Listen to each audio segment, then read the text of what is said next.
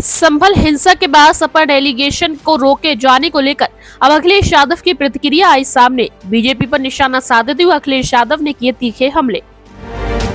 दिल्ली से संभल जा रहे सपा सांसदों के एक डेलीगेशन को यूपी पुलिस ने यूपी दिल्ली बॉर्डर के पास रोक लिया। मुजफ्फरनगर से समाजवादी पार्टी के सांसद और सपा प्रतिनिधि मंडल में शामिल हरेंद्र मलिक को यूपी गेट पर रोका गया, जबकि लखनऊ में विधानसभा के नेता प्रतिपक्ष माता प्रसाद पांडे को रोका गया। इसके बाद अब समाजवादी पार्टी प्रमुख अखिलेश यादव की प्रक्रिया सामने आई है। अखिलेश यादव ने कहा है, समाजवादी पार्टी का प्रतिनिधि मंडल संभल जा रहा था।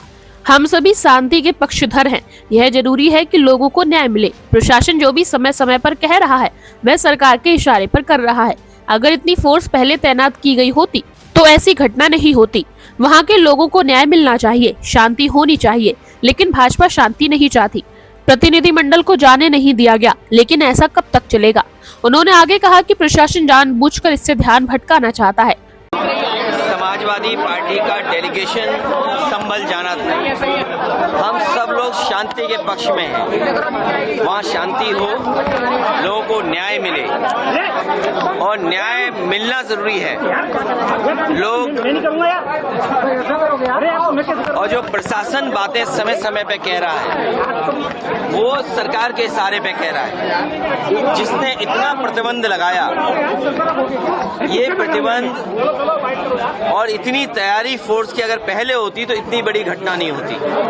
लोगों को न्याय का भरोसा दिलाना इस सरकार की जिम्मेदारी है। न्याय और लोगों को न्याय मिलेगा, इसके लिए प्रशासन और सरकार की जिम्मेदारी बड़ी बनती है। लेकिन जो कुछ संभल में हुआ है, पहले दिन जब सर्वे हुआ किसी को आपत्ति नहीं थी, सभी लोगों ने मिलकर के सर्वे कराया। आखिरकार दोबारा सर्वे क्यों करने का मन बनाया प्रशासन ने, दोबारा बनाया। और जब जा रहा था सर्वे की टीम में तो बीजेपी के कार्यकर्ता क्यों गए? ये पूरा का पूरा प्रशासन और सरकार का कराया हुआ झगड़ा है। अन्याय अगर किसी ने किया तो सरकार और प्रशासन ने मिलकर किया है। उन्हें न्याय मिले, वहाँ के लोगों का न्याय मिले, शांति हो।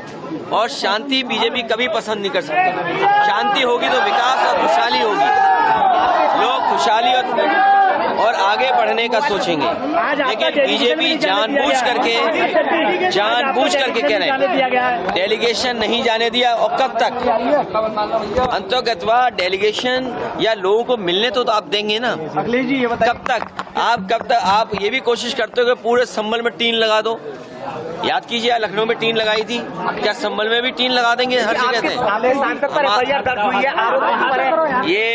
ये प्रशासन जानबूझ करके ध्यान हटाना चाहता है। जिस तरीके से उन्होंने चुनाव में बेईमानी की, आप में से जितने लोग हैं, हम और आप किसी दबाव में कुछ कह सकते हैं, लेकिन जो आपके मोबाइल ने वीडियोस बनाए हैं, आपके कैमरे में जो बातें दर्ज हो गई हैं या कैमरे ने जो रिकॉर्ड की हैं, वो तो नहीं झूठ बोलेंगे ना। किस तरीके से बेईमानी की, पूरा का पूरा वोट लूट लिया, लोगों को वोट नहीं डालने दिया। यही तो बात हम लोग कहते आए हैं कि बीजेपी की सरकार संविधान से नहीं चलना चाहती है, अपने मन विधान से चल रही है।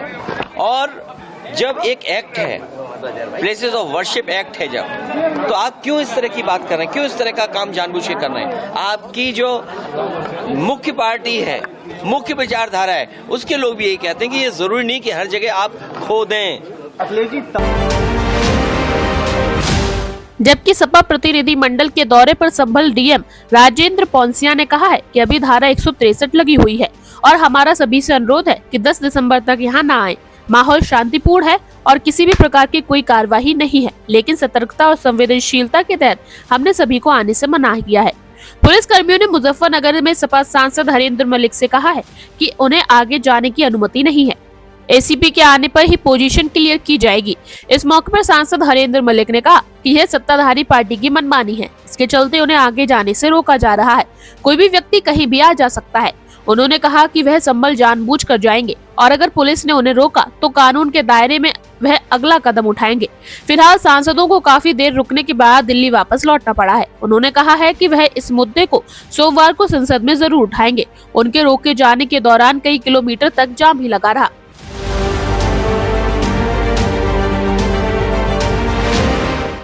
ब्यूरो रिपोर्ट, समय अनुकूल लाइव।